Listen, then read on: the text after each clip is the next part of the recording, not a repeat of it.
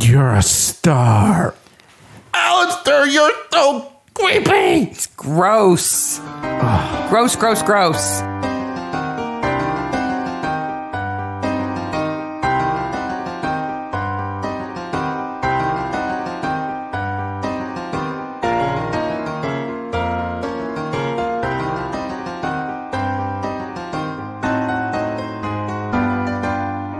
Hey, Maniacs. Hey, Maniacs. Boy, do we have a show for you today. Woohoo! Oh, my gosh. All kinds of goodies. Woo! Craziness. Episode 45, Dead Letters, Season 9, Episode 2. Midsomer Maniacs is a recap podcast dedicated to the ITV series, Midsomer Murders. Each week, we dig into the episode of the show, including the murders, the mayhem, the loonies. Oh, such a crazy episode. And everything else we love. And if your kids can handle zombie rainbirds, then they can probably handle the podcast. Zombie rainbow. Like, we have a whole show of announcements at the beginning of the show, let alone we get to the episode where the rainbirds come back. First of all, we have to have some sad news. Yes. Vera Lynn, who we've mentioned in a past episode because Scott said, hey, who's Vera Lynn, has passed away. 103. Man, I hope I lived 100. Imagine the world that she saw change. Everything. Yeah. Just everything. That means she was born 1917. Right. So World War I, old enough to remember World War II. Everything, and the internet, and the birth of television, films, color TV, color movies, recording going from wax to digital. Yeah. To, I mean, people listening to her songs on Spotify instead of, on an album. Just crazy changes in the world. It's just insane. What a fantastic career. Amazing. We'll miss you, Vera. We miss you. We got mail. We got fan mail. We got mail. Actual, physical, speaking of dead letters, mail. Yes. Kimette from Instagram was kind enough to send us 2 copies so we don't fight over them. Tiny midsummer zines that she made, and they're epic. They are. They're beautiful, first of all. They're absolutely gorgeous to see. Fully illustrated, full of in-jokes that only midsummer people would understand. Yep. Absolutely fantastic. Thank you very much. And it ends up that she lives in Renfrew, which is like literally an hour away from where I was born. And we used to play football against people in Renfrew. It's a little world and we get around. Yep. So, absolutely. Speaking of getting around. Wow. The Weekly Express Online. Aren't you famous now? Jeez. No. Somebody's really lazy over there. It was sort of an experiment, actually. So I posted to the subreddit, the Midsomer subreddit, to say, hey, who do you think was the killer in this last episode, The House in the Woods? Was it Jack or Charlie? And did Barnaby get it wrong? Charlie, Jack, and the twins. Right. Because I just wanted to kind of open that conversation to see what other people's theories were about the end of that episode. And lots of smart people kicked in ideas, and we were having a good discussion. And then all of a sudden in my RSS feeds, here's the Express saying, hey, Midsomer fans, cite some deleted scene, which I had only mentioned in passing. Like maybe there was a deleted scene that would make it make sense. And maybe. Because it's missing. We have no deleted scene reference. No. And quoted me as saying, did Binary arrest the wrong person? So... I said Barnaby. You said Barnaby. This person can't even copy paste. They also called you IntelliGirl with a small I, which I didn't like. I'm lowercase. Yes. It's capital I. I'm IntelliGirl on the internet because I was S. Smith. Get that username anywhere. Yeah. Right? No. So forget it. I'm typewriter because I like typewriters. Mm-hmm. So. But, and I kind of joked in passing, like now I want to post a theory about like, Barnaby's an alien, and I can prove it to see if they'll pick that up. It took less than 36 hours. Less than 36 hours. Sue's picked it up. She noticed, yes. Yep. Yeah, it's lots crazy. Of people noticed it. It's just so skeezy. One last note about the zines. I'll put a picture in the show notes so people can see them. They're beautiful. They are very beautiful. Yep. This week, the official Midsomer top 50. Yep. Top 50 list.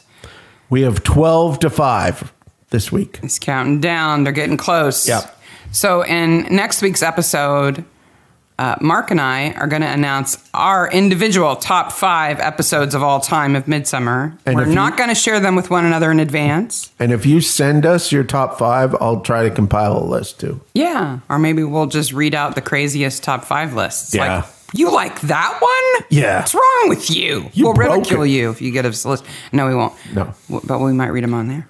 So, Midsomer Global Top 50, 12, Written in Blood, Episode 2. Scumbag Scum. Scumbag Scum. Death Shadow, number 11. The priest who cuts the head off. Decapitation. 10, Destroying Angels. How did they taste? Number 9, Last Man Out. Season 19, Episode 3. Ooh. I believe the last Jones appearance. Remember, he comes back as before the undercover. Winter takes over, yeah. No, he comes back as the undercover guy after Winter's taken over. Yeah. Yep. Ring Out Your Dead. Ring-a-ding-ding. Season 5, Episode 2. Number 7, The Killings of Copenhagen. Midsomer goes international. Yes. Season 16, Episode 5. So 2 new Barnabys in here. In the top 10? Yep. 2 new Barnabys in the top 10. Hidden Depths, Season 8, Episode 6 that we just finished. Little 5 degrees to the left. And number 5, Ghosts of Christmas Past, which we got a comment about on Instagram this week about how much she hated the Jennifer, and how much they loved the little kid. So think about what your top 5 episodes are, and send them our way. And just today on Instagram, we had somebody say, "When I'm rewatching, I now watch for the best corpse." We've broken you people. That was Mara Busybee, right? Yeah. We have broken all of you. No, I'm sorry. So I knew that we would break people. They would start thinking like us. They're maniacs. So why wouldn't they? We've certainly done it to our kids. So in this episode, Dead Letters, David Bamber, who is amazing. Yes, he's an awesome actor. He plays John Starkey, who's the ringleader for the Oak Apple Day celebration. We just saw him in a Grantchester, and he was BAFTA worthy. Oh, in that episode. Yeah, super good. Yeah. And David Bamber's been around for a long time, and I would say until he was in maybe his mid-40s, he was tending towards kind of the chunky side. Not fat, not big, but, kind of like a comfortable. You know where I really noticed the change, and we'll talk about the change, was when he was in Father Brown as the Egyptian guy. Yes. All of a sudden, muscles! He suddenly went to the gym and became oddly muscular. Yes. And so in our weird maniac shorthand, we call him Big Ears Strangely Strong. Because if I say, hey, did you notice Big Ears Strangely Strong was in that episode? Mark knows exactly who I'm talking about. Which is what we did when we watched the Grantchester episode. I was like, oh, that's Big Ears Strangely Strong, isn't it? Yes, it is. This morning, one of our kids, who wasn't even watching Grantchester with us, said, oh, is this week's episode of Midsomer the one with Big Ears Strangely Strong in it? And, it not only ruins, we love it, of course, but it ruins other shows. Like, we don't refer to any of the characters in Game of Thrones by their real names. Oh, no. It's Chock-a-Block and Inspector Allen and all these people who have no idea. We saw the inspector from the new Father Brown episode, the new Father Brown series. We saw that actor in something else, and I was like, ooh, look, it's Padre. Padre. And you knew exactly what I was talking about. We're so broken, and now we're just spreading it all over the world. Yeah. Speaking of broken, Senor, you are broken. Why? So I don't know if everybody listens to the episodes all the way to the end, but Mark always puts these little outtake Easter eggs after the closing music of the episode. If you're patient enough to listen through the music at the end, he's got a little treat for you, including me singing 2 weeks ago. Didn't even know you were going to do that. Thank you very much. So this comes from podcasts that we listen to, particularly Reply All, which has some fantastic bits at the end, and another podcast I listened to. Hey, do you remember? Yeah. Last week. Yes. We talked about a side podcast. You joked that we should have a side podcast where you watch a horrible movie and I ask you about it. And at least one of our listeners is patient enough to listen to through the closing music and heard it. And suggested, and 12 hours after the episode they would listen dropped. to it. And I'm like, no, we do not have time to record another podcast. But their suggestion was that you watch the bad movie and then I interview you about it. Which, speaking of Reply All, is what they've just done recently with the Scaredy Cat movie podcast, where if you don't listen to Reply All, you should listen to Reply All. And the Scaredy Cat movie cast is fantastic. It's great. But anyway, so if you're one of those people who... fast forwards to the end of the episode past the closing music, you might be missing out. 2 weeks ago in Midsomer Rhapsody, you missed me singing at the end. Yes. Thank you. There has been some fantastic outtakes out there. I'm much more guarded in front of the mic now because I know you do that. Yeah, well. Sneaky Mick I Snickerson. edited the episodes, so. That does make you the ultimate I remove control. all the so's and the ahs and the ums so that we sound like radio-worthy people. But not me singing. No. Thanks. Sorry. It was too good. And the best part is you sing like 3 times. You start the song like 3 times. Because I was figuring out the lyrics as I was singing it. I was making them up. Yeah. Yeah. This week we've got season 9, episode 2, Dead Letters. Filmed in June and July 2005. Broadcast the 26th of February 2006. 8.54 million viewers, directed by Rennie Rye, who's directed before, I'm sure. Right. And Peter J. Hammond. Can we just talk about this festival first? Okay. Since the whole episode centers around Oak Apple Day, can we just talk about that first? And for our British listeners, at the top of my notes, I always have stop saying so. I've now added for this episode, say fate, not fet. I'm just going to call it Oak Apple Week because it's a whole week. I have one essential question about this. Okay. There's lots of questions about it, but I have one essential one that was in my notes in capital letters. Mm-hmm. What on earth can happen to make this thing get canceled? Because there are 3 murders within walking distance of this thing, and they don't cancel it. When Ursula Gooding's in charge, nothing short of an atomic bomb going off in the center of the village is going to postpone this event. Ursula. Oak Apple Day, not weekday. Day. Was an actual holiday. Okay. It was shorthand for Restoration Day. Okay. Which is the day when the English monarchy returned, when they were restored the Civil War. in May of 1660. Okay. Celebrated on the 29th of May. For our American listeners, there were other civil wars, and there was the British Civil War in which the royalists were defeated by Cromwell and his armies. Yes. And he was in power a decade. The Whigs versus the Roundheads. There's the War of the Roses, which went on and on and on. There's lots of civil wars. They killed Charles II. Yes.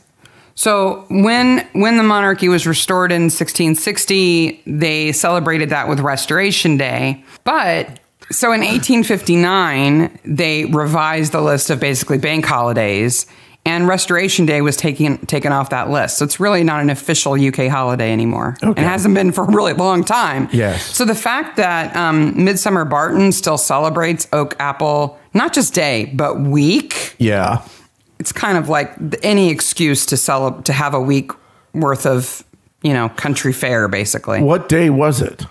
It's supposed to be on May 29th. Okay, that makes sense because Midsummer Night's Dream starts June 3rd at the Costin Playhouse. So that's an important thing to By the way, there are a million posters for that show. Yes.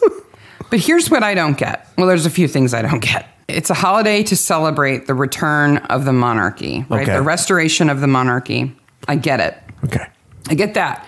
What I don't get is how that turned into a celebration related to oak trees. Okay. I could not find the connection between those two things. Could it be there was a party already that day and they just added it? I think it's more likely that when it became less popular to celebrate the restoration of the monarchy, they looked for another excuse to have a celebration at that time of year.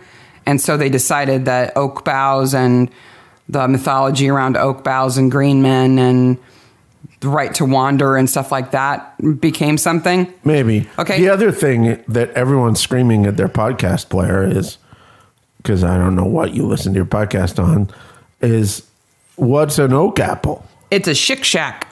Oh, okay. That's what it is. Chick Shack Bendigo. It's also known as Chick Shack Day. What the heck is a Chick Shack? A Chick Shack is an oak apple. Thank you. You're welcome. Ridiculous. Because oak apples are not disgusting enough. Let's call them Chick Shacks. So an oak apple, you have to know the whole biology of a gall wasp. Okay. Okay. You have to know that the females burrow underground and lay their eggs on the roots of oak trees. Okay. And when those eggs hatch, the larvae climb out of the ground, up the tree, and into the branches. And in the case of the oak, they embed themselves in the main vein of a large leaf. Okay. And then they release chemicals that turns that leaf into a gall, which is this big cyst ball thing. There will be no pictures of this in the show. I've looked at enough of them. Okay. I kind of lost my appetite for probably a couple of days. Yeah. So the gall grows around the larva as it develops. Well, welcome to Science Corner. And it creates this green ball because it's mutated the leaf, see? Yeah. And then when it hatches, it mates. And if it's female, it burrows under the ground again and starts the whole thing over again. Okay. Okay? So those are not apples. Don't eat those. No. Don't even think What about does it. that have to do with bows and kisses and... That's what I'm saying. Like, now, wait a minute. Let's connect these things. Like, okay, I can kind of see the oak. Like, there's a lot of oak trees in England, and there's the king oaks, which are the biggest oaks in the forest. Aren't they that cool? And, you know, the right to the countryside, and I get that. But then why connect this gross relationship of a wasp? Why even bring that into it? I don't get it. It's nasty and damages the tree. It's not good for them. Yeah. I'm sorry. I just had to get the gross out of the way. Please. Thank you. If you want to gross out, just Google it. Just Google oak apple and look at the image search. You might throw up a little bit in your mouth. Just a little. Unless you're an entomologist, in which case you're fascinated. Yes. We begin... So they've got a whole week of events. Yes. Right? From the beauty queen and the parade to the dog competition and fancy dress. Worst parade ever. We begin the cold opening, though, with whispers. What is this drug that makes you basically hallucinate your own voice yelling at you? Dirothane. Okay. Which is not real. Okay, they made it up. They made it up. But what's funny is that if you Google it, you go to the UK Health Service page on tranquilizers, even though that word does not appear on that page because so many people have searched for it. Wow. And this is the only place I could find it was in this Midsomer. It also begins with blackface Robin Hood. What is up with that? That little boy, it's not blackface. It's orange face. It's like Trump face. Yeah.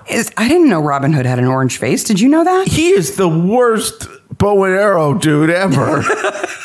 Like, I know kids have crazy costumes that don't always, like, you know, look like what they're supposed to, and that's kind of fun sometimes. But who darked his face up? And why? If only there was a bedazzled jacket. But wait, there is. Yes. Well, it's sequined all over. So Marion Slade is drowned. She lived at Kendall Cottage. Okay. And then we're at the festival. Okay.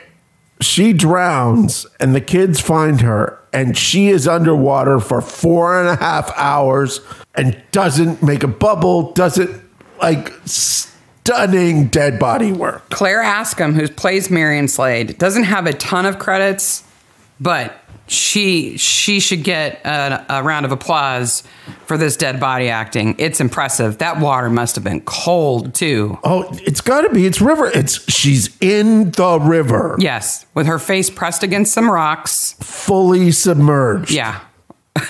It's a beautiful shot, but man, she deserves a BAFTA. But she may not be the best corpse in this episode. Nope. And that's saying something. We have a fate, right? Oak Apple Week. It's got Trombola, Strength Tester, Hoopla, and it has Mistress Katrina that has 2 boards of signs for the fortune teller. Yeah. The whole sign that we can read is all about how she is involved in the great heads of Europe. Did they borrow the sign from the traveler lady who had It's a different sign. No. I went back and checked. And we never see Katrina again. No, they're just setting the stage. They've got a coconut shy too. They do, and face painting. You're just jealous because I've got a coconut and you don't. Yeah. Then we get Ron Chalks, the publicans. Fabulous sideburns. Wow, are they fantastic? He reminds me of, I always want to call him James Earl Jones. He's the opposite of James Earl Jones, but his name sounds like that. He was a country singer. He's saying that... It's George Jones. George Jones, thank you. George Jones had sideburns like that. They're just horrible. You could rename this episode, Why Are These People Married? Yes, you could. Unlikely couples and the problems that creates. Why are the Chalks married? Why are the Castles married? Why are the Starkeys married? Who knows? Who knows? They do this so well. Dennis Rainbird pops his head up. He's got a little tie in his ponytail. His name is Alistair Gooding. But you don't know that yet. No. Right? People must have screamed at their television. Well, we see Ursula first. Yeah. Right? So you see Ursula Gooding and you think they've brought back the actress who played Iris Rainbird. Which Elizabeth Spriggs. She's a great actress. And according to the magazine, they intended to bring her back for the 50th episode. Okay. And it was going to be like a celebration of like the best character. They were going to bring her back. But her schedule didn't allow it. So she wound up in episode 45 instead. Okay. We'll have to look at episode 50 then. Yeah. Well, I think they rearranged the storylines for her. But this story was written to bring them back. Oh, excellent. Like that was the whole point. It was like, write whatever you want as long as it makes sense for Iris and Dennis to come back. They're fantastic. Right? Yeah. So we've got Ursula Gooding and her son, Alistair, who are played by Elizabeth Spriggs and Richard Cant, who were the original Iris and Dennis Rainbird in Badger's Drift in episode 1. And Barnaby does not freak out enough when he sees them. No, if he saw one of them, he'd be like, how strange, that guy really looks like somebody I've seen before, but he's dead, so that can't be. When you see both of them, yeah, and they're familiar with each other. He should go, wah, wah, wah, and dress the same as they would have, like, no. Nevermind Jones is like, yes, I know that from the case. Yeah. I'm like, you are the most well-read detective sergeant ever. And wait a minute, didn't you grow up in Wales? No. How do you know about a case in Midsomer? And how did you go to the Oak Apple Festival if you were in Wales? We think Jones maybe showed up in Midsomer when he was about 10. That's what we think. That's what we're guessing. But anyway, the important thing is they walk past a calliope. That's the important thing? Yes. The calliope that has the white-wigged conductor. Yes, it says animatronic on it. It says A. Ruth and Son, HSOHN. No, wait a minute. So it's not a merry-go-round. No. It's a calliope. It is a keyless calliope. Because when I saw the scene of the figurines moving to the music, I figured that was in the middle of a merry-go-round. No. I have a video that I'll put in the show notes of the actual calliope that I think it is. That's cool. Is it steam-driven or something? It is steam-driven. There's a lot of steam-driven stuff in this episode. Yeah, it was made in 1875. Wow. Yep. It has 92 keys, and it works like a player piano. Okay. Like there's a stack of paper, and the video that I'll put in the show notes is really good because they show you how it works inside, then they take you around to the front and show you the But unlike a player piano, it only plays from that music. It's not really an instrument that a person can play. No, right? No, that's what you mean by keyless. Okay, yeah. And it is like Andreas Ruth and Son were like the premier organ makers of these types of organs in Europe. Well, the producers got a hold of some collectors for this episode. Yeah. Because they've got some old tractors. They've got that steam-driven tractor. They've got the Calliope. Well, I think the steam-driven tractor and this, I think probably those dudes know each other. Yeah. Like maybe it's the steam-powered thing club or something. So how big do you think it is? Let's say it's 8 feet tall. It's probably 10 feet tall and 12 to 15 feet wide. So the size of a large organ. Yeah, and there's a window that opens that shows the conductor, and all of those figures actually move. And if you notice, the music they play is not the music that this thing plays, because there's a xylophone at the very front of it with little hammers that beat on it. That's amazing. It's stunning. It has drums. That's super cool. Yeah, absolutely phenomenal. By the way, there's a Midsummer Night's Dream poster. Hey, did you know that a few days after this episode, Midsummer Night's Dream is going to be performed in Midsummer Barton? Yes. That's we should amazing. put a float. No, it's in Coston, at the Coston Playhouse. The Coston Playhouse. I wonder if that's why Cully's not in this episode, because she's off rehearsing for Midsummer Night's Dream. So not only do we have the Rainbirds, okay? Not only do we have the best sideburns this side of Midsummer Barton, but then we have the Doctor. Dr. Weller. Oh my gosh. I love the Doctor in this episode. He's fantastic. Played by Simon Callow, who's awesome anyway. Who, first of all, does not, like, I thought he was going to have a cigarette in his mouth when he was dead. I don't know if Simon Callow smokes. He did. He quit 15 years before this. But wow, does he know how to look like a chronic smoker? Yep. He quit 15 years before this and said it was really hard for him to agree to do it, but it was so key to the character.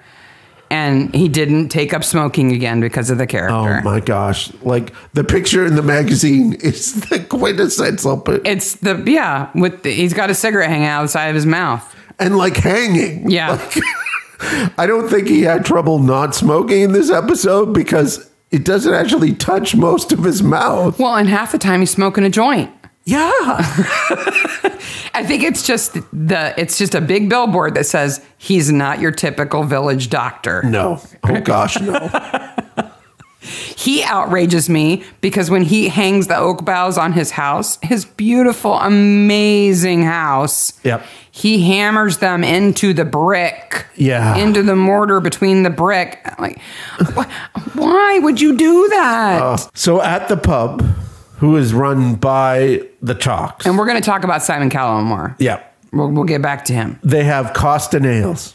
So there's a whole range of ales that they've created for just this episode, because I don't think they appear anywhere else. Are they on the pump handles? They're on the pump handles. They have Coston ales pump handles. Nice. But the middle pump handle is the more interesting one because it says Prince Albert, and it has a guy with a green face.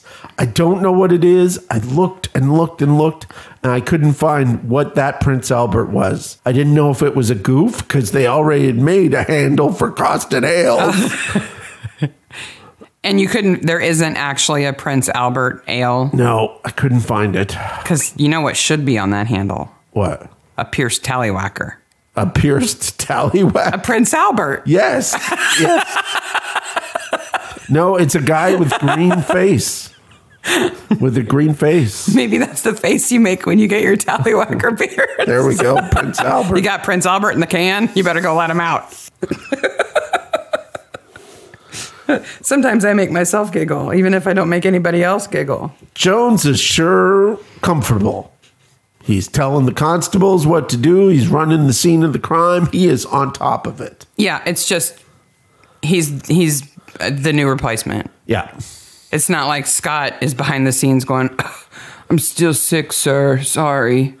And he's just gone. And I have a note here of it's yet another woman who has no child. There's no mention of her husband. Marion? Yeah. There's no mention of her husband. She lives in $1 million cottage. Oh, yeah. And owns a farm. And that Rob Pride works for her because she doesn't do it. Yeah. I don't know. They pretend real estate's cheap. They do. Unless Barnaby's buying it.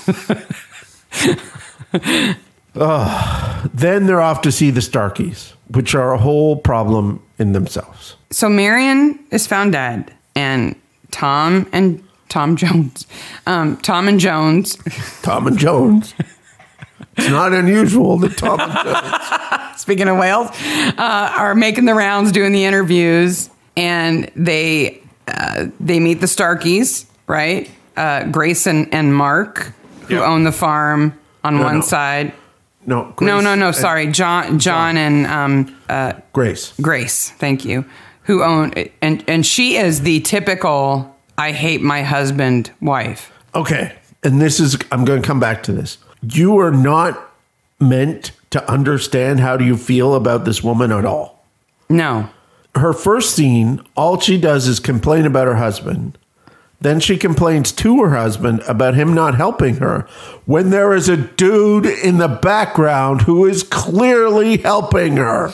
And yet she's not the typical upper class, super wealthy, cold woman either, because she's in love with Dr. Willow and he is not in love with her. And it breaks her heart. And she does such a good job that when she's with the doctor, with the Willow bow, doing whatever they're doing. At least it's not nettles, because they're part of Oak Apple Day too. Is to be beat with nettles. Wow. Okay. Anyway, she does a really good job of looking happy there. Yeah, she does. She's having fun. It's the only time you see her genuinely having fun. And then she's wrecked because the doctor is like, it's just a bit of fun. Grace, it's just a bit of fun.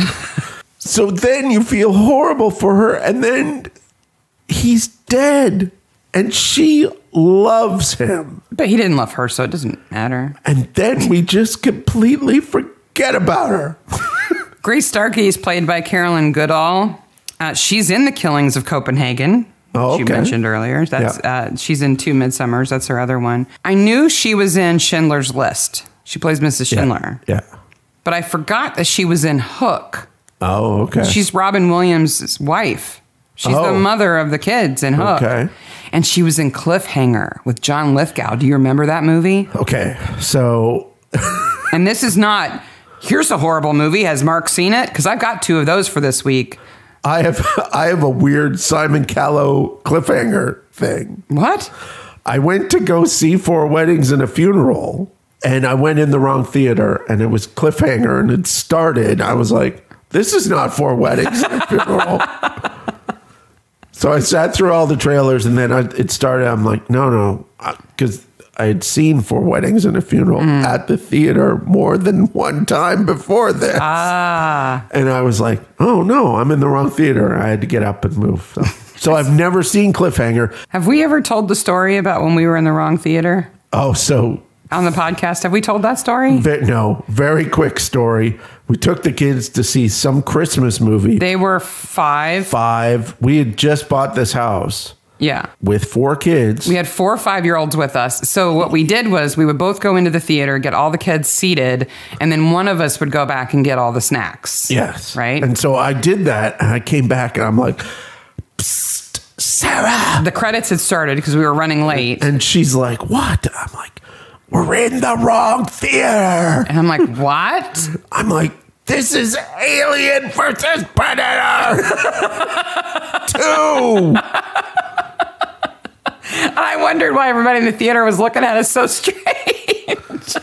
So we almost took our children to see Alien versus Predator 2. When they were 5. I think we were going to see The Grinch or something. Wow. We're in the wrong theater. Alien versus Predator. So we learn about Bella. Yes. Right. We learn that that Marion's daughter, Bella, died 8 years ago. She was anemic and allergic and died from complications of food poisoning, according to Dr. Wello. Yeah. No, he didn't. No, they didn't. No, she didn't. Do you want to try any other pronouns? No, it didn't. No, it didn't. The now name we know Bella is really important to this show. We've heard Bella. But never in a good way. No, we've heard Bella referred to in just like Arabella. What about Bella? Yeah. And so now we know why Marion might have been so upset that she took more of her tranquilizers than she should have and wound up in the creek. But it doesn't make any sense, right? No. Why 8 years later? Why now? And everybody who knows her says she didn't appear to be suicidal. No. Wello admits that he had a relationship with her, but it was just a fling, and he says he knew her well. And she wasn't doing great. She was kind of self-isolating, but she wasn't depressed in that way. No. Right? So it must be something else. So now Tom Jones is on the case. Yep. And they're off to see the Castles. Mm-hmm. Who are the other neighbors? Mark and Helen. And Sadie. Yes. Sadie's so cute. She has beautiful hair. Yes. And Jones does some good community policing with her. He does. He's very good with kids. He is. And he doesn't come on to Helen Castle like Scott would have. They're former travelers who have bought a farm and settled down. I have an earring, so I'm a traveler. Yeah. And they've got a sheepdog named Telly. Okay. We have a cat named Telly. Well, we did. Yes. Unfortunately, she's not with us anymore. No. But yeah, it's easy to remember their dog's name, Telly, the sheepdog. And I remember it's a sheepdog because, spoiler alert, not, when Mark dies, Telly's laying in his lap. Yes. And I think, oh, what a well-trained dog. And then I realized it might not be a real dog. Yeah. I looked today and it's not a real dog. But its eye moves. Yeah, it's weird. It's very strange. But it's a stuffed animal, I think. Yeah.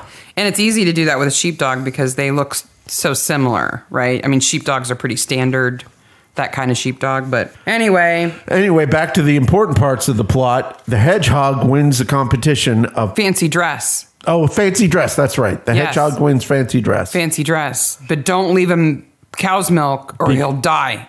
You can only leave them goat milk. Ursula. What do you think Jones dressed up in fancy dress when he was a kid? A cop. I think he was a little Bobby. He's a little Bobby. And we get to see Joyce. Why is Joyce wearing the same pink, orange, and yellow cardigan that she's worn for the last 2 episodes? It's the uniform. She's turned it into a uniform. So when I see that, I think, oh, they filmed all of these at the same time. Yeah. And they just kept her in the same outfit so that she could switch between episodes. What I noticed was... No, that doesn't make any sense. They could give her a different cardigan. What's it take 2 seconds to put on a different cardigan? She's always buddy-buddy with the sergeants, but she's really close to Jones already. Because he's nice. Yeah. And I think he's a bit more mature. Yeah. He's more grown up. And local. And he hasn't met Cully yet. Yes. So... That's good. He's not broken or anything. He's all right. But poor Joyce. I mean, let that woman change her clothes. Jeez. Okay. I'm a little kid. Mm-hmm. I'm dressed as a bee. Mm-hmm. I've been assaulted by the worst archer in the world. Mm-hmm. I called him a bow and arrow guy before. He's Robin Hood. Archer. I've seen a dead woman. Mm-hmm. Let's go to the fancy dress competition. You know, little kids let that kind of stuff roll off of them. I don't know. Now, later that night, she's going to be crying, not wanting to go to sleep because she saw a dead body. I also want to know what is going to get this thing canceled.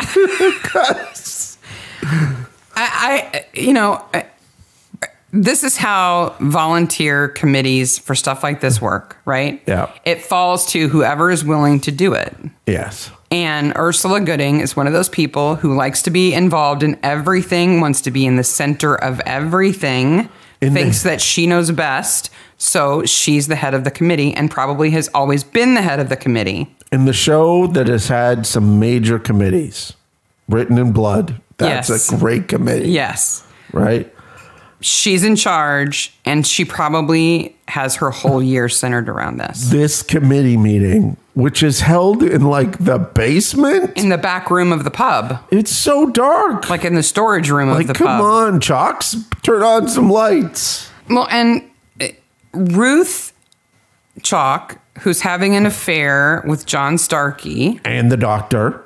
Not at the same time. Not yet. They kiss in public. They kiss in public in a hallway between the storage room and the bar where her husband is running the bar. That's not a good place. What I want to know if you don't want to get caught is the conversation between Ursula and Ron back in the committee room.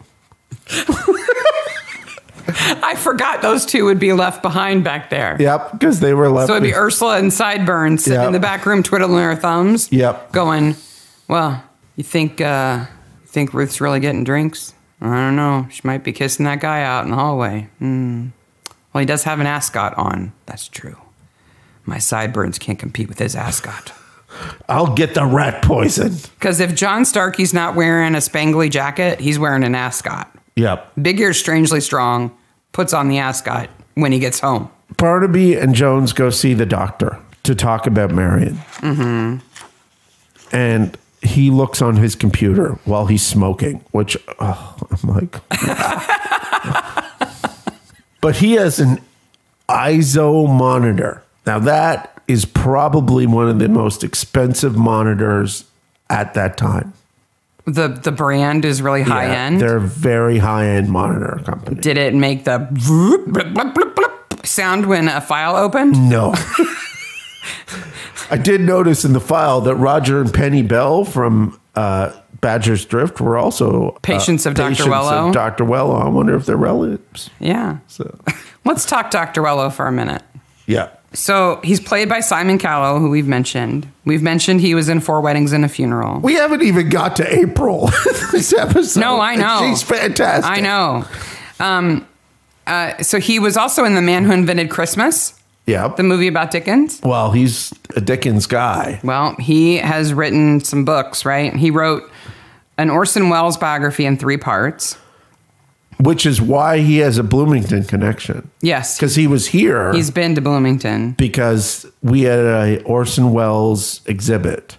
And he was part of that. It was a collection. Yeah. Yeah. He wrote a book about Wagner. Charles Laughton, who's an actor. And these Dickens. are not, like, he writes books that people can, like, non-academic books, but these are really well-researched books. Oh, yes. They're just on the line between academic and mass publishing. Yeah. He's also written a book about Oscar Wilde. He's written several books about acting. Yes. And London's great theaters. He is stupid, fantastically busy. And smart. Yeah. And he just got married in 2016 to his partner on the beach in Greece. Oh. A rather young man, I must say. Oh. La-ti-da.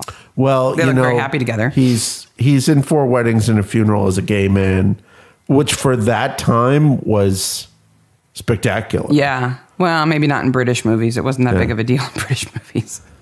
But in the midst of all of this awesomeness, Simon Callow was in a movie that falls into the "that looks awful, bet Mark's seen it" category. Okay. Are you ready? We've reached that part of the program. We've got 2 challenges this week in the "that looks awful, bet Mark's seen it." Okay. This is a 2008 movie called Chemical Wedding. You might know it because in the U.S. it was released as Crowley.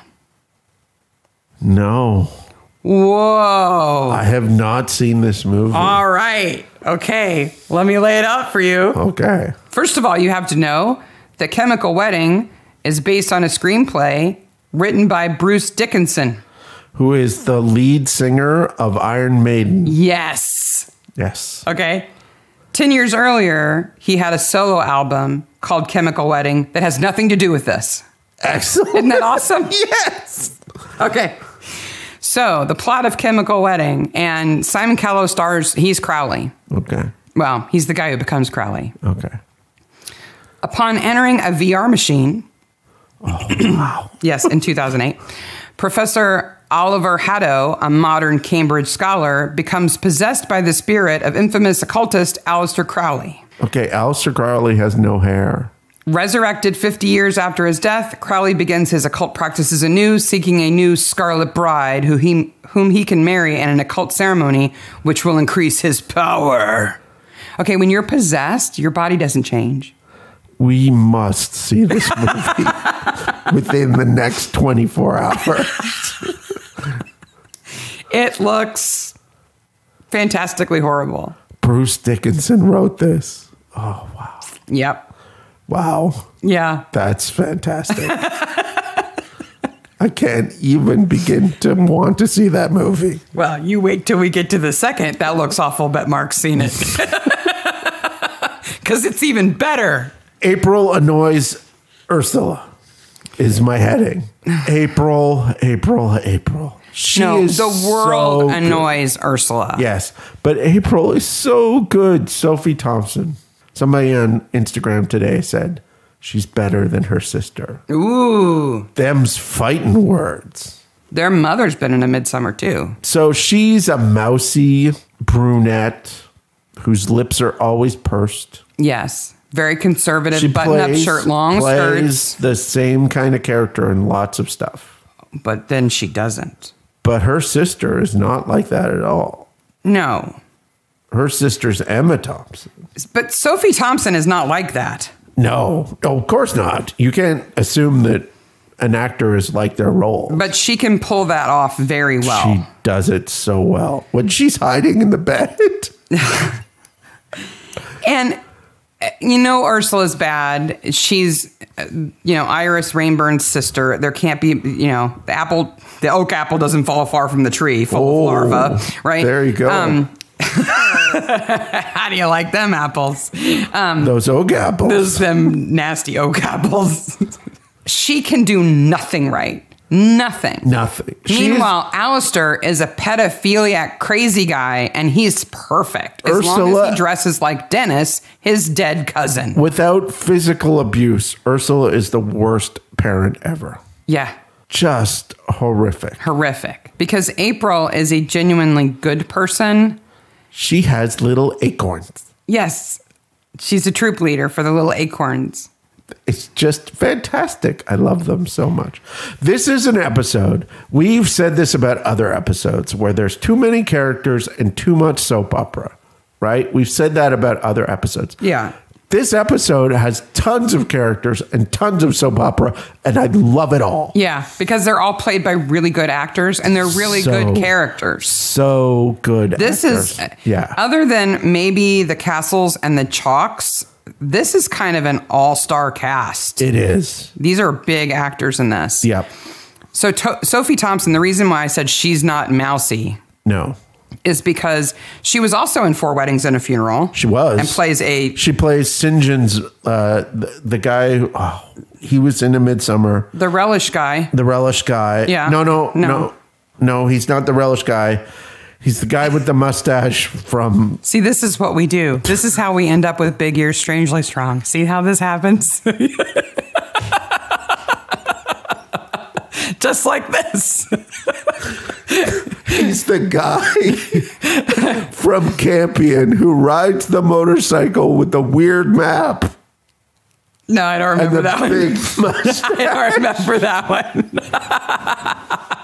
Anyway, she is over the top boisterous in 4 Weddings and a Funeral. Yes. She's in Gosford Park, which is one of my favorite movies of all time. Absolutely brilliant. She's also in Deathly Hallows. Yep. With Kate Greenwood, otherwise known as Square-Jawed Lady from Midsomer Rhapsody. Yep. But my favorite role of hers has got to be Sheila from The Detectorists. Okay. She plays the wife of the guy who's the head of the Detectorist Club, and she is fantastic. We have talked about this show. If you haven't seen it, go watch it right now. It's so good. It may be the best half-hour comedy show from England. I say it's better than The Office. Oh, I think so too. It's lovely. Yeah, it's great. But Sophie Thompson is also in our second Okay. That looks like an alpha movie. Bet Mark's seen it. Okay. Are you ready for this? Okay, I'm ready. This is a 2004 movie. Okay. The categories that it is categorized by on IMDb are the following. Okay. I say this before the name of the movie, okay? Let's see if I can predict the name of this movie. Here are the IMDb categories. Fat, vulgarity, profanity, toilet humor, bad taste humor, adolescent humor, gross out comedy, scatological humor, crude humor, and London, England. What is this movie? It's based on a comic. No. It's a comic written by Graham Dury called Fat Slags. Wow. These are two over-the-top, very large women in this comic. It's very much like a Crumb comic. Okay. They are crude. Okay. They let everything hang out, including body parts hang out all the time. Yep. And they just have a lot of fun together.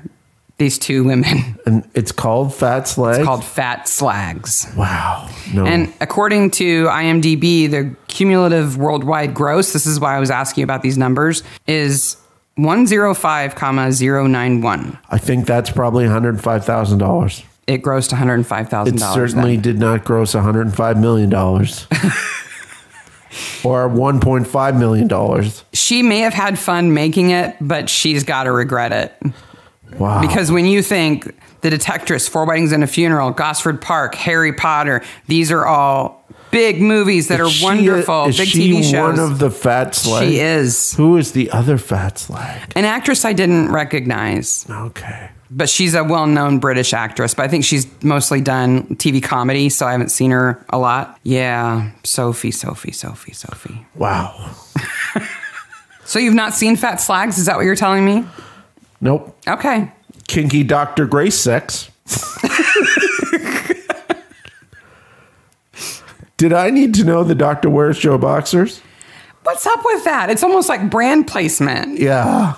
I mean, you can't really see Joe Boxers and not see the name Joe Boxer. That's kind of the point of them. But it is like product placement. It's a pretty lurid shot of her, too. Yeah. It's very strange. Yeah. It's...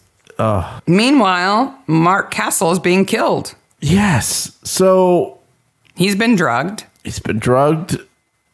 He's shooting his mouth off in the pub. Mm-hmm. And then he goes out to the woods to get his oak boughs. Because he's got to do that before he enters Telly into the scruffiest dog competition. He's very busy. Yeah. But he's drugged and hallucinating and hearing voices. So he gets out his big pocket knife, and before you know it, he's dead under a tree. What I don't understand is how people don't see Rob creeping around through this whole episode. Because that's obviously what he does. I think that's all Rob does anyway, is he's always in the background. Yeah. He's not important to anybody. He doesn't have any connections to anybody except the people that he kind of works for. The fact now that two people he worked for are dead should be a clue to somebody. Yeah. But Tom and Jones don't seem to think that that's critical. No. And he's so unassuming. He's like a genuinely nice, quiet kind of guy who just works hard. So you don't really suspect him of anything. Yeah. There's a point where Barnaby's at Candle Cottage. Mm-hmm.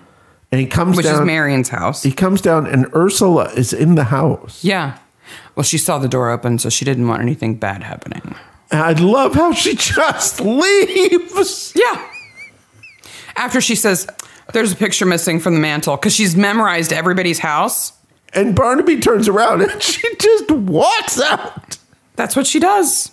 She has the most horrible vest on in that scene. Yeah. She's got like this pink and green flowery dress on and this black floofy vest. Yeah. It's like feathered or something. I don't know. Horrible.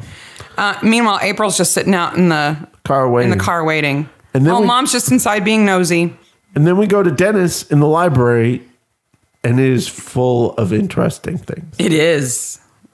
So, in the library, in order of interesting to of non-interesting to interesting, we have a British Board of Film Classification poster. Mm-hmm. Now, this is an older poster because it doesn't have the recent classifications, but it has UPG 12, 12, and then I'm assuming 18, and then what they call 18 plus. Okay. Okay. But then, you know, I don't really care because I see Scars of Dracula. Somebody likes that movie. Somebody in the, like, Brian Tourmay likes that movie. Yeah. Or it's a joke amongst the set to kind of like try to place it. This is the 4th Scars of Dracula reference. But that's not all that's in the library. We also have House of Satan. The Wicker Man is right beside it too. Oh, they go together. Yes, they do. They're so amazing. I love The Wicker Man. House of Satan, which is the book from A Tale of Two Hamlets. And Jezebel's books there. Jezebel Tripp's book. Yep. Because, you know, we took that picture of Jezebel naked. We need to get that book.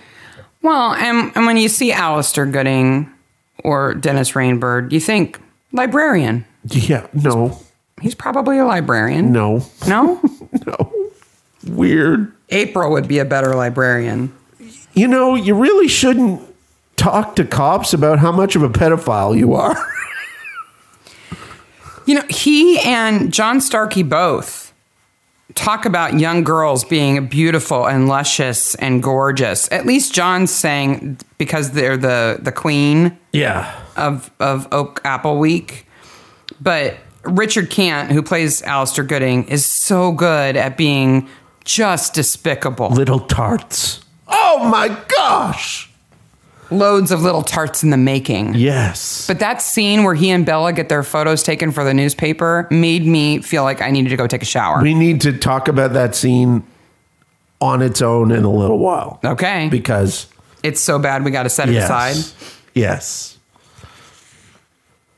The whole idea of having a festival queen purely based on looks is wrong anyway. It's so bad.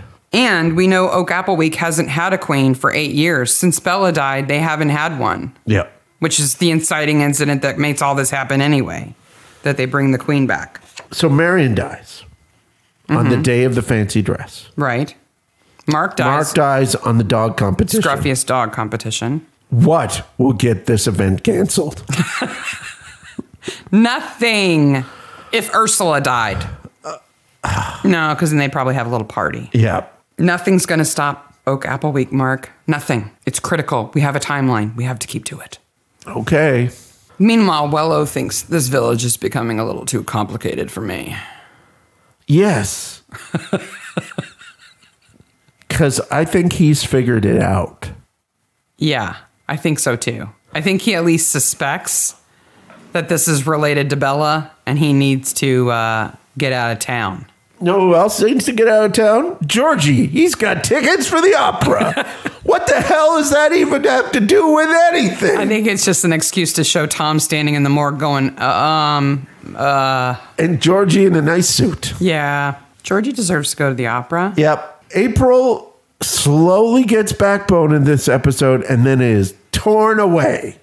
Man, though, when she lays it down, she lays it down. She does. I wish you were dead. Yeah. You know your son, he likes young girls. How are you going to like that when he's living here under your roof? Oh. It just comes out. Just. And I'm like, you go, girl. You tell her. And Ursula looks like she's been slapped. The first time April lets it out a little bit at the dining room table, yeah. Ursula's like, well, that's just like you to just say stupid things like that. Whatever. She's like shaking her head even when she's in a room alone eating her broccoli or whatever. But the second time, woo! Yeah, definitely. Meanwhile, Ron talks about rat poison. Oh, Mr. Sideburns. Like his wife is clearly cheating on him. Like, what's he going to do about it?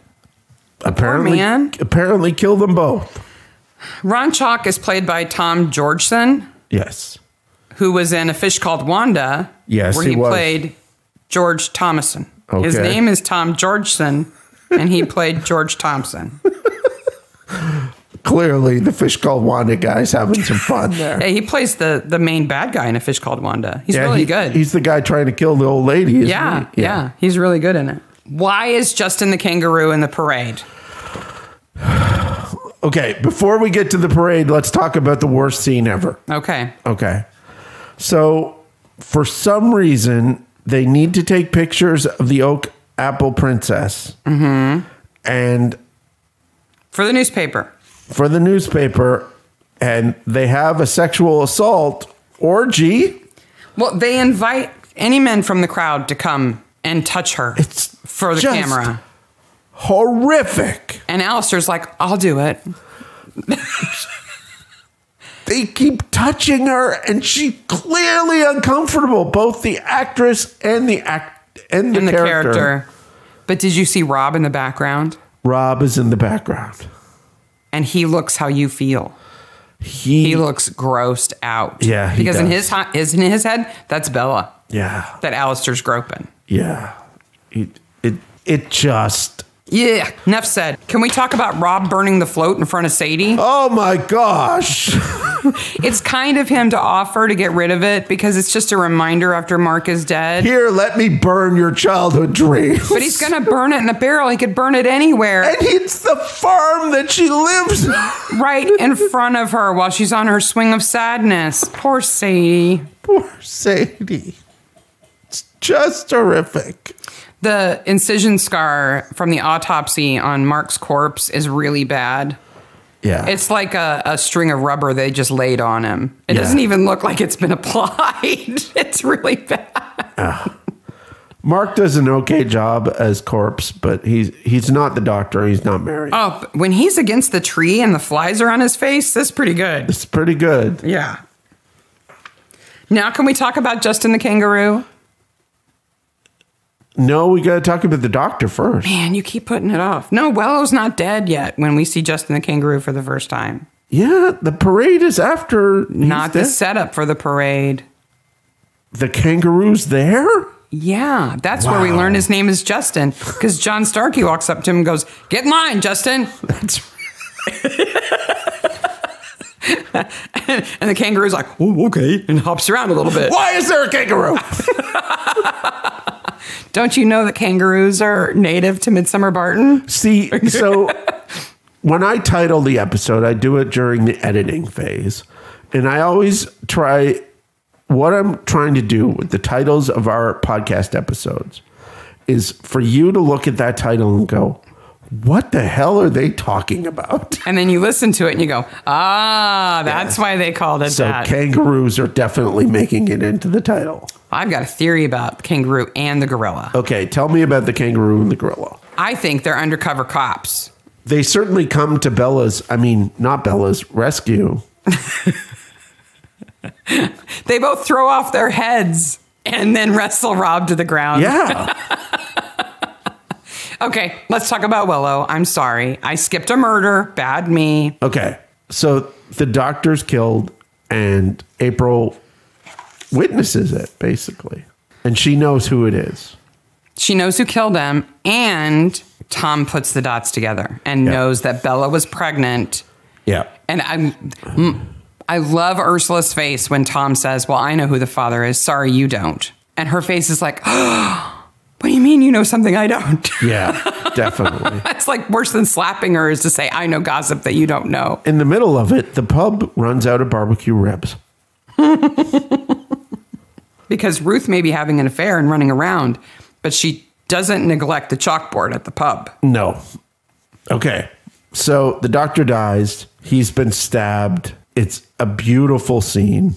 A beautiful scene? Like a beautiful scene of the crime. He's also had a vase of flowers smashed over his head. Yeah. So he's got tulips around him too. Yep.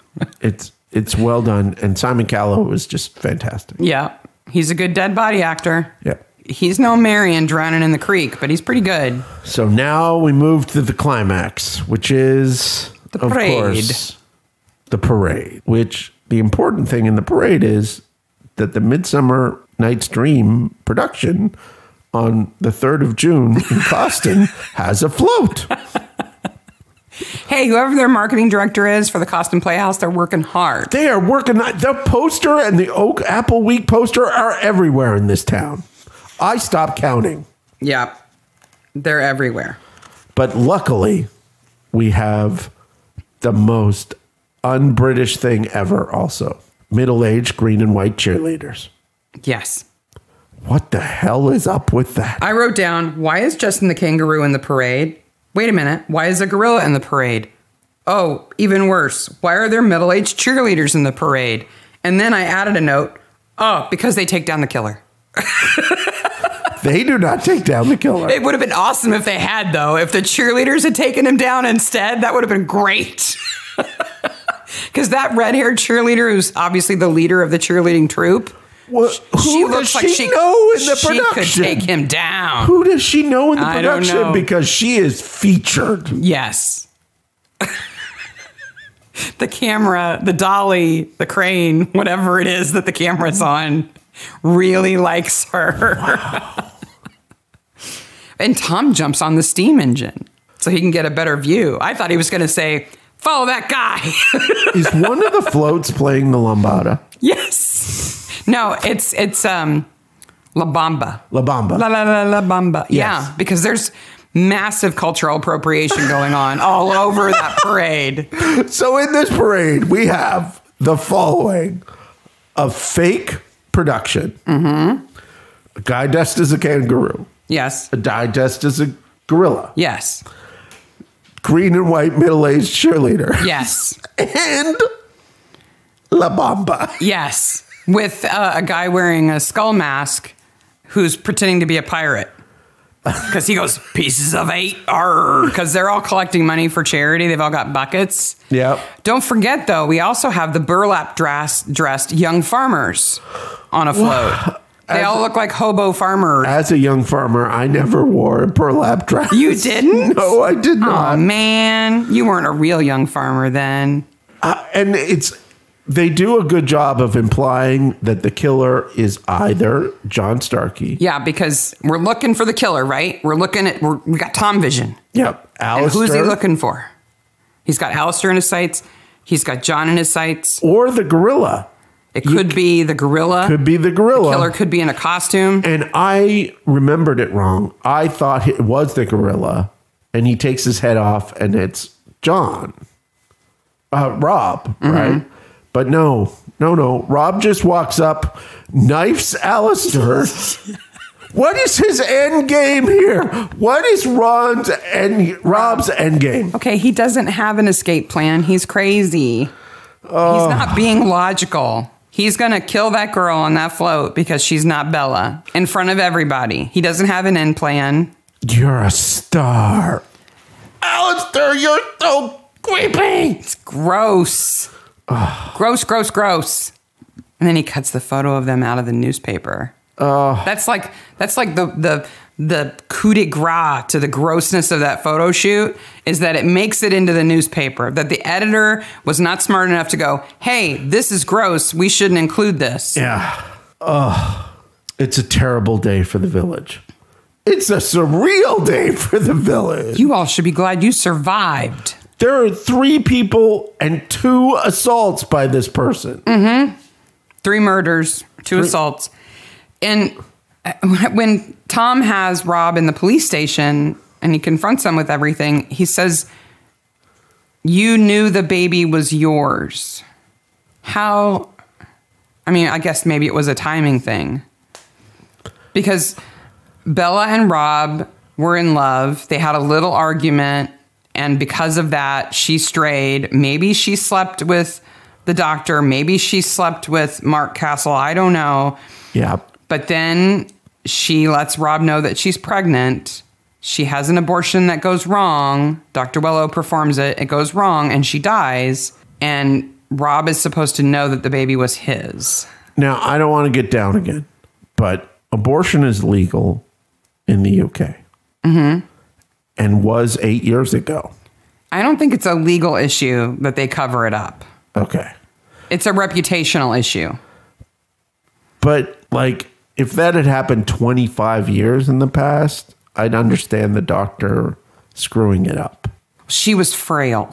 I guess. Right? She's already a frail person. She's anemic. I guess. She can't just take a supplement, apparently.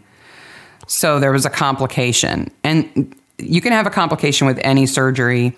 I think Wello wanted to cover it up because he already had a bad enough reputation. He didn't need that tied to his reputation too. Yeah. Right? So they lied and they covered it up. Now, I don't know when Rob finds out that that's what happened. I don't know if he knew at the time that that's what happened and he kept it a secret for 8 years, or if he found out later that that's what happened to Bella, that she didn't die of food poisoning complications. But he seethed for 8 years until they said they were going to crown a new queen of the fair, and that's what pushed him over the edge. Which at least is an exciting incident, like an inciting incident. Yeah, you understand what set him off.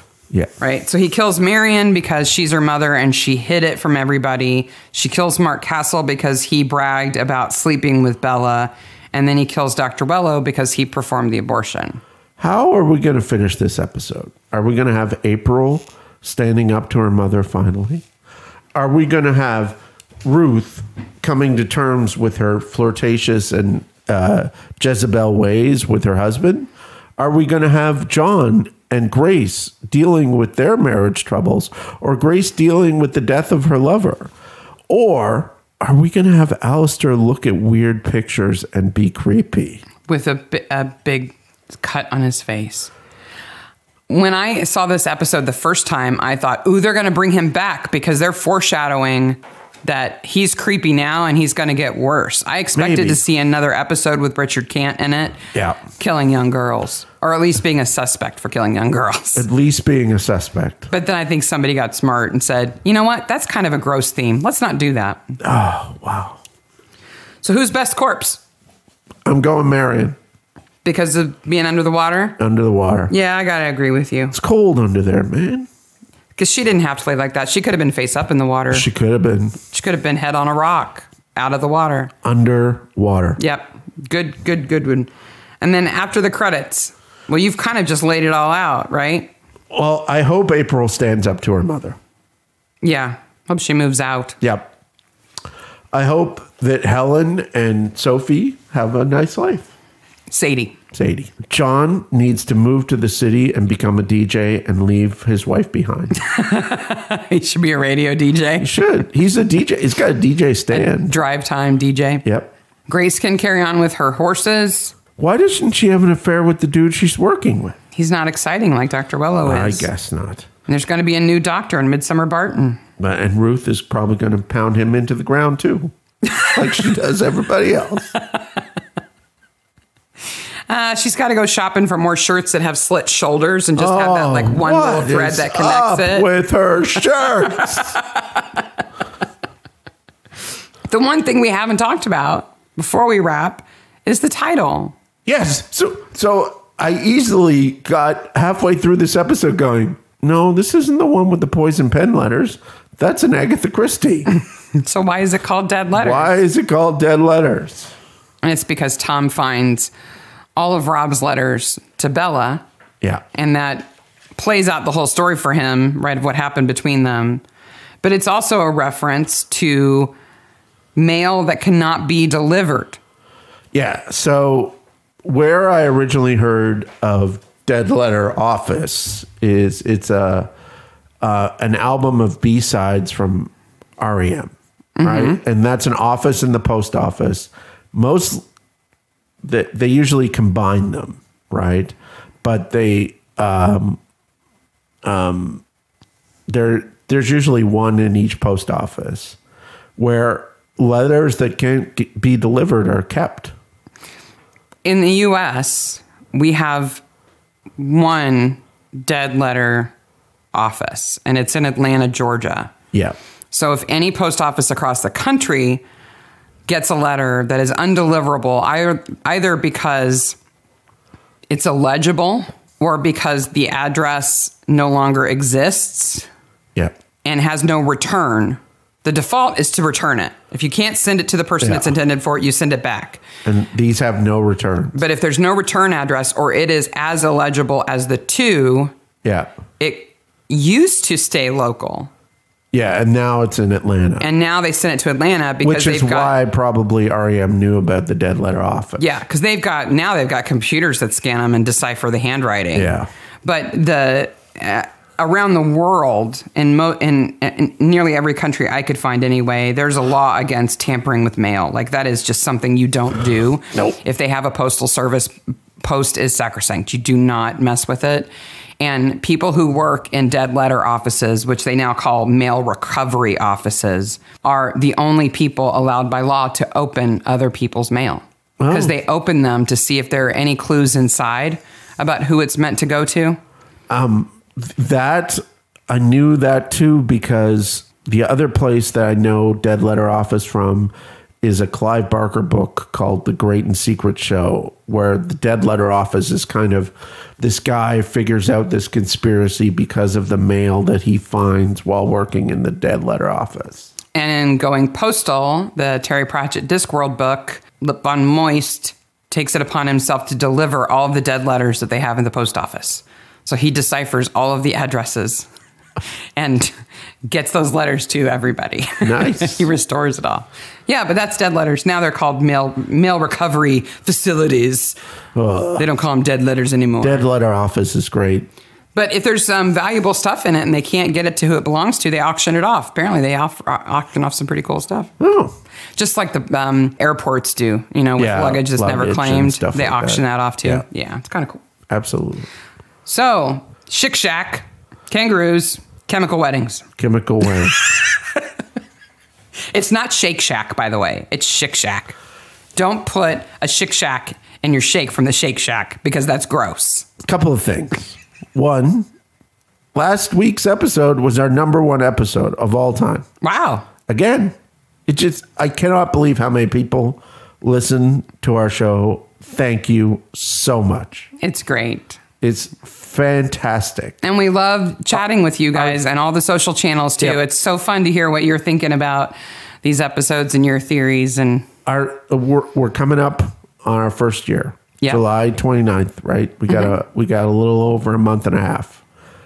And we'll have to do a special 1-year show. Yeah. And I just cannot, like... It might be episode 50. It is the weirdest year. Or I guess it would be 52. No, because we had to skip a week or two. With the weirdest situations. Oh, yeah. With the wildest time. It's going to go down in history this year. And we're making this crazy little podcast. If it provides anybody just a little window of happy, then it was worth every minute. Please enjoy yourselves. Yes. Find happy where you can. Next week, oh boy, Teddy. You say this every time. Mr. Toad and Teddy next week. Episode 46, Season 9, Episode 3, Vixen's Run, which we were talking beforehand, maybe the best female performances we've seen in this show. There are some doozies. It's a cast of really great female actors. And Teddy and his vegetables. Vegetables. They are ginormous. And it's something else. It is the first episode, if you are a Midsomer aficionado, it is the first episode where fox and peacock sounds are heard continuously in the background. So hit us up on it was the episode where I first noticed them. Yes. Hit us up on the Twitter, the Instagram, subreddit. All those things. All the newspapers who are listening to us. This is for you, Express. Until next week. Bye, Maniacs. Bye, Maniacs.